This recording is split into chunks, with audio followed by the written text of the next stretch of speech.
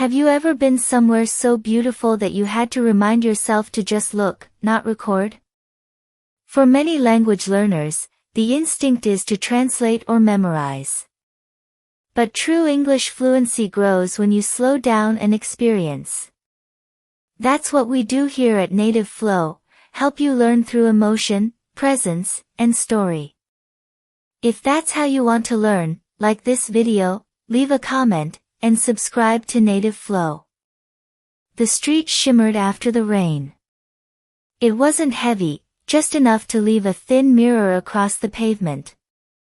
Reflections of lamps, trees, and buildings moved gently as people walked. Kian stood at the corner of the Champs-Élysées. It was late afternoon, almost evening. The sky above Paris was pale blue, stretching between clouds. A soft breeze brushed his coat as he took his first step onto the famous boulevard. He reached for his phone, instinct, habit, but then pulled his hand back. Not today. Today, he had made a small decision, he would not take a single photo. He would just walk. Shops lined both sides of the wide avenue, luxury names, small bookstores, cafes glowing with yellow light. Tourists passed him with bags in hand and phones raised, capturing the Arc de Triomphe in perfect symmetry. Laughter and footsteps echoed across the wet ground. Kian didn't rush. He let his steps find their own rhythm. Each window seemed to hold a story. A dress that shimmered behind glass. A pair of shoes too perfect to wear. A poster for a film in French, the faces on it unfamiliar, but full of expression.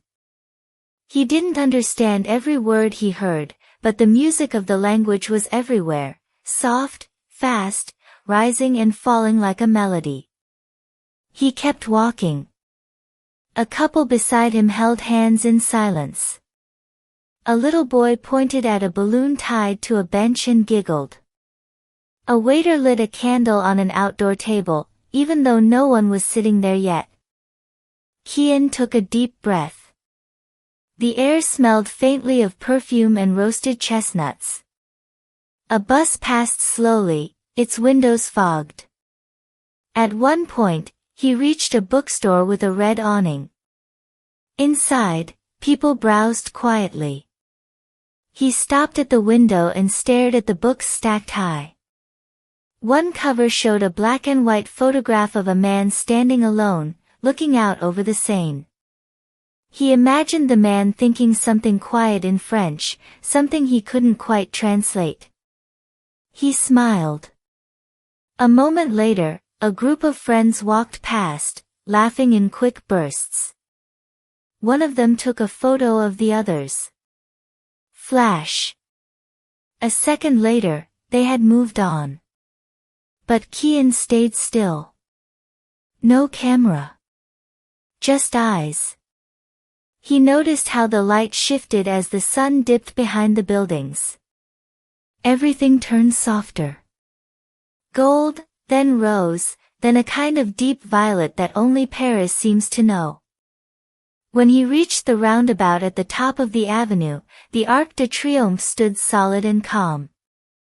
People were posing, smiling, raising phones high. But Kian didn't stop. He walked past them. Instead of looking at the monument, he looked at the faces around him.